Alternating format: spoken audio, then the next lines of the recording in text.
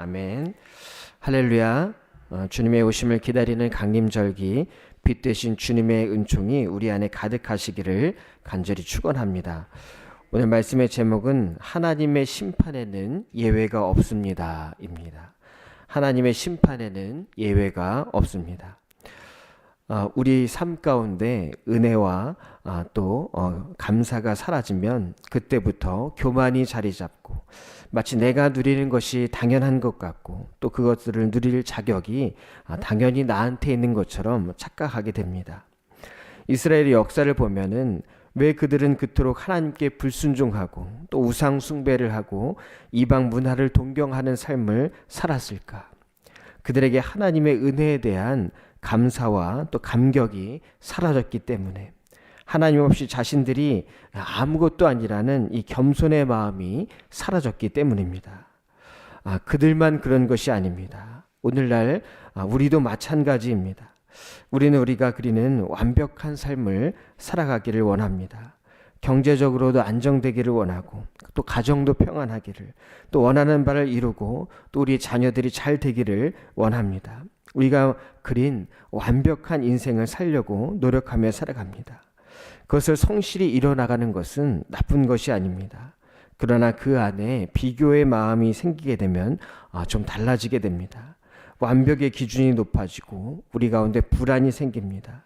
현재의 삶을 누리는 것이 아니라 앞으로 보장받을 것에 더 큰 관심을 기울입니다. 그러기에 더 많은 것을 모아야 하고 더 많이 소유해야 하고 자녀들의 미래를 위해서 더 좋은 교육을 받게 하고자 합니다. 평범한 인생이 아니라 특별한 인생을 살고자 하는 것입니다. 그런 면에서 우리의 삶은 이스라엘의 백성과 너무나도 닮아 있습니다.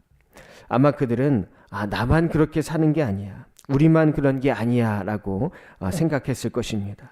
세상 살아가는 모든 사람들의 삶이 그런 것이 아닌가. 이방 민족들의 삶을 보면서 그들은 세상의 복을 누리며 살아가는 것이, 세상의 여러 가지 물질적인 복을 간구하는 것이 당연한 것이라고 생각했을 것입니다. 그런데 스바냐 선지자는 그들의 그런 마음에 초점을 맞춥니다. 하나님을 섬긴다고 하면서 동시에 세상을 섬기는 것, 또 하나님의 백성이라고 하면서 더 세속적이고 욕망적인 삶을 사는 것, 정의와 공의는 사라지고 전혀 하나님 없는 듯이 살아가는 그들의 삶 가운데서 이런 상태로는 여호와의 날, 이 심판의 날에 다른 민족같이 심판을 면할 수 없을 것을 이야기하고 있는 것입니다.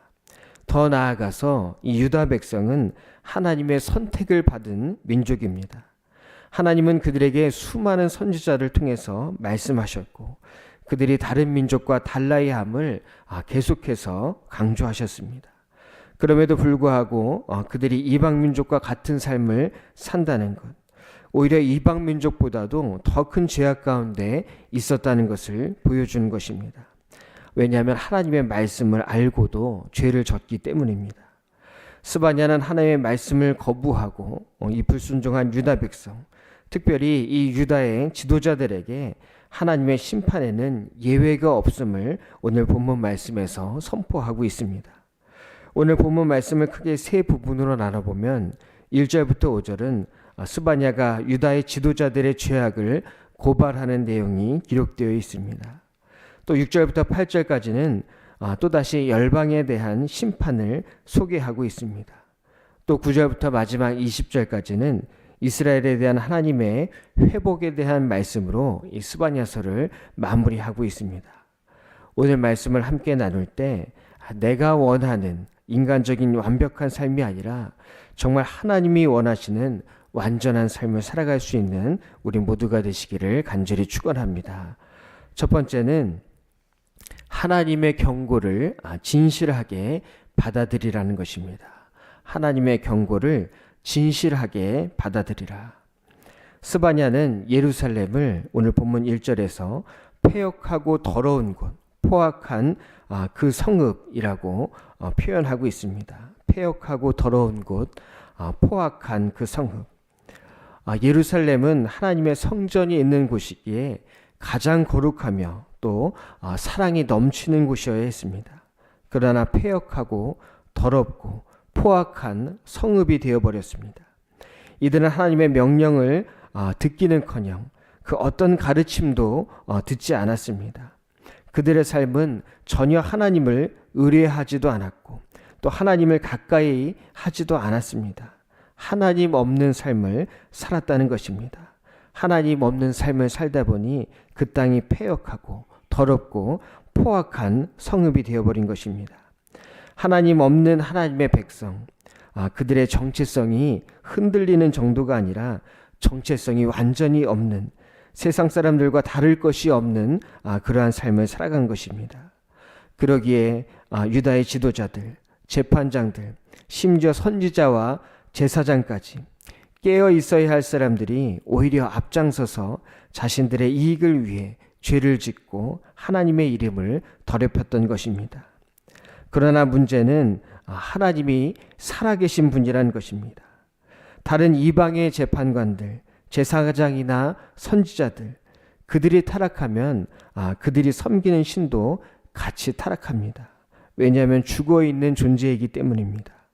그러나 하나님은 살아계신 분이기 때문에 그의 백성이 잘못된 길을 갈 때 그들을 경고하시고 심판의 말씀을 전하시며 새롭게 되기를 원하시는 것입니다.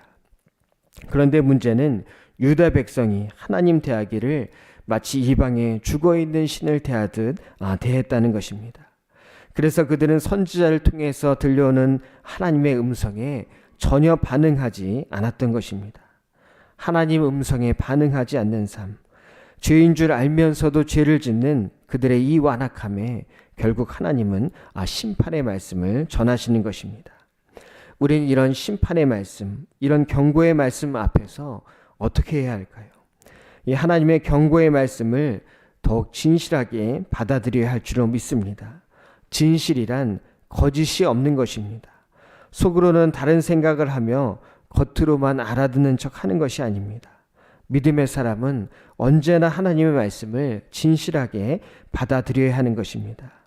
하나님이 가장 싫어하시는 것, 교만 가운데는 이런 진실함이 없습니다. 모든 게 보여주기 위한 것이고 결국 자기 자신을 위한 것입니다. 하지만 진실함은 자기 자신을 포기하는 것입니다. 자기 변호를, 자기 합리화를 포기하는 것, 하나님 앞에 있는 그대로 솔직한 모습 그대로 나아가는 것입니다. 우리가 하나님 앞에서 뭔가를 하나씩 더 붙이려다 보면 문제가 생깁니다. 그렇게 할 수밖에 없던 이유들, 다른 사람도 다 똑같다는 것, 여러 가지 변명들, 하나님 앞에 나아갈 때는 이러한 것들을 모두 내려놓고 나를 보호하기 위한 여러 가지 이야기를 할 필요가 없습니다. 그것들이 오히려 문제가 됩니다. 오직 진실한 마음으로 하나님께 나아갈 때 우리의 삶이 변화되며 하나님 원하시는 바른 삶을 살아가게 될 줄로 믿습니다. 오늘도 우리에게 하나님의 말씀이 들려올 때 진실함으로 반응할 수 있는 우리 모두가 되시기를 간절히 축원합니다. 두 번째는 버려지기 전에 버릴 것을 버리라는 것입니다. 버려지기 전에 버릴 것을 버리라. 하나님은 결코 자기 백성을 포기하시는 분이 아닙니다. 그들은 이방인과 똑같이 심판하시고 또 환난과 절망을 허락하실 때가 있지만 하나님은 이스라엘 백성을 끝까지 붙잡으시며 그들이 돌아오기를 원하고 계신 것입니다. 하나님이 자신의 백성에게 이렇게 하시는 이유는 그들을 사랑하시기 때문에, 그들이 바른 길을 가기를 누구보다 원하시기 때문입니다. 그러기에 우리의 삶 또한 언제나 하나님 앞에서 바른 길을 가기 위한 몸부림이 있어야 할 줄로 믿습니다. 하나님의 자기 백성을 향한 심판은 심판으로 끝나는 것이 아니라 분명한 회복의 약속이 있습니다. 오늘 본문에도 이러한 회복의 약속이 기록되어 있습니다. 회복의 약속. 그런데 이 회복이 모두에게 똑같이 허락된 것이 아닙니다. 전체적으로 보면은 이스라엘의 회복, 하나님의 백성의 회복으로 볼 수 있지만 하나님은 이 회복을 위해서 죄악된 부분, 오염된 부분을 제거하신다고 말씀하십니다. 오늘 본문 11절 중반에 그때에 내가 내 가운데서 교만하여 자랑하는 자들을 제거하여 내가 나의 성산에서 다시는 교만하지 않게 할 것임이라. 그때에 내가 내 가운데서 교만하여 자랑하는 자들을 제거하여 내가 나의 성산에서 다시는 교만하지 않게 할 것임이라.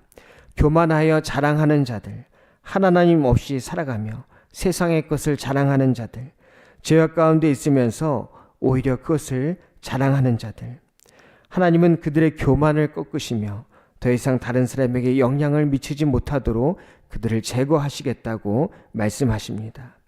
결국 죄악 가운데 있는 자, 교만함 가운데 있는 자는 구원의 날, 이 회복의 날과 상관없이 버려짐을 당하게 된다는 것입니다.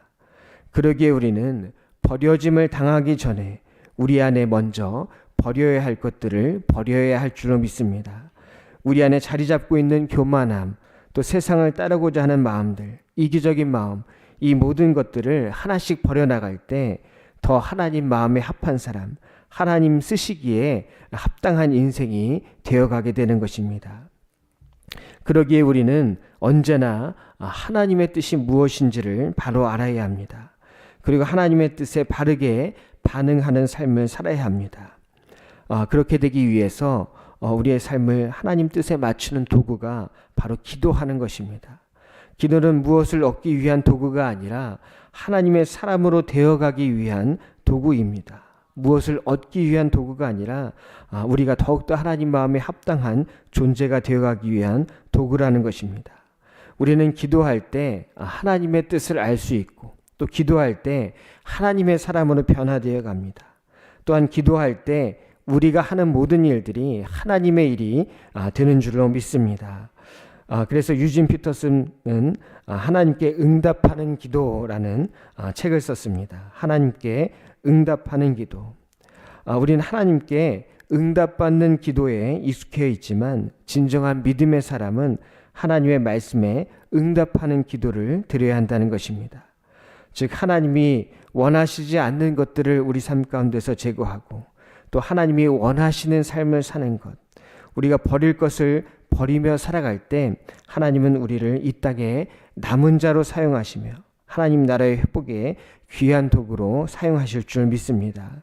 오늘도 내 삶 가운데 제거해야 될 것이 무엇인지 깊이 생각하며 조금 더 하나님께 가까이 나아갈 수 있는 우리 모두가 되시기를 간절히 축원합니다. 세 번째는 하나님과 함께 기뻐하라입니다. 하나님과 함께 기뻐하라. 마지막으로 우리는 하나님과 기뻐하는 삶, 하나님 한 분만으로도 기뻐할 수 있는 삶을 살아가야 합니다. 오늘 본문 14절에 시온에 따라 노래할지어다, 이스라엘아 기쁘게 부를지어다, 예루살렘 따라 전심으로 기뻐하며 즐거워할지어다 라고 선포하고 있습니다. 구원의 날, 회복의 날, 더 이상 예루살렘은 폐역하고 더러운 것, 포악한 성읍이 아니라 기쁘게 노래 부르는 황희의 성이 됩니다. 왜냐하면 그곳에 하나님의 회복, 구원이 있기 때문입니다. 하나님이 계신 곳에서는 이처럼 기쁨이 넘치게 됩니다. 물론 하나님이 계신 곳에는 평안함도 있고 또 성장도 있습니다. 그런데 중요한 것이 바로 이 기쁨입니다. 성경에서 말하는 기쁨은 나 혼자만 느끼는 감정이 아닙니다. 근원으로부터 흘러 넘쳐 나오는 것입니다. 그런데 그 근원이 무엇이냐? 바로 하나님입니다. 제한 없는 하나님으로부터 기쁨의 근원이 흘러 넘치게 된다는 것입니다. 내가 기뻐하려고 해서 기뻐하는 것이 아니라 하나님으로부터 흘러나오는 마르지 않는 기쁨이 우리 안에 넘쳐나게 되는 것입니다. 성공의 캔터베리 대주교를 지낸 로안 윌리엄스는 이 기쁨에 대해서 설명하기를, 기쁨이란 온갖 것으로 우리를 묶어 놓아도 그것을 깨트리고 나올 만큼 강력한 것, 무언가가 밖으로 솟구쳐서 넘쳐 흐르는 것, 이것이 바로 기쁨이라고 말했습니다. 기쁨은 하나님을 만날 때 가장 먼저 느껴지는 감정입니다. 이 기쁨, 마르지 않는 기쁨이 우리 안에 있는지 돌아봐야 할 줄로 믿습니다. 저는 얼마 전 튀르키예 안디옥 개신교회 재건을 위해서 하타이에 방문해서 안디옥 개신교회에서 예배를 드렸습니다. 임시 예배처에서 예배를 드리고 있는데 그 주변에는 사람들이 살 수 없기 때문에 안디옥 외곽 쪽에 한 건물을 빌려서 주일마다 예배를 드리고 있습니다. 모든 사람들이 그 도시를 떠나갔기에 그 주변에는 사는 사람들이 없었습니다. 그런데 그 교회 옆에 컨테이너 건물에서 살고 있는 우리 성도가 있었습니다. 무라시라는 성도인데, 이 성도는 이 교회를 관리하며 교회를 지키며 그곳에서 살고 있었습니다. 이분은 원래 무슬림이었는데 이스라엘에 일을 하러 갔다가 그곳에서 복음을 접하고 그리스도인이 되었습니다. 그는 기독교인이 되었다는 이유로 처갓집의 부인과 또 아이들도 모두 빼앗기고 또 모든 재산도 빼앗겼습니다. 또 기독교인이기 때문에 제대로 된 직장도 가질 수가 없었습니다. 처갓집에서는 기독교를 포기하기만 하면 다시 무슬림이 되면 가족도 돌려주고 재산도 돌려주겠다고 설득했지만 그는 끝까지 하나님을 배신할 수 없다며 지금도 교회를 지키며 교회 옆 임시 컨테이너에서 살고 있습니다.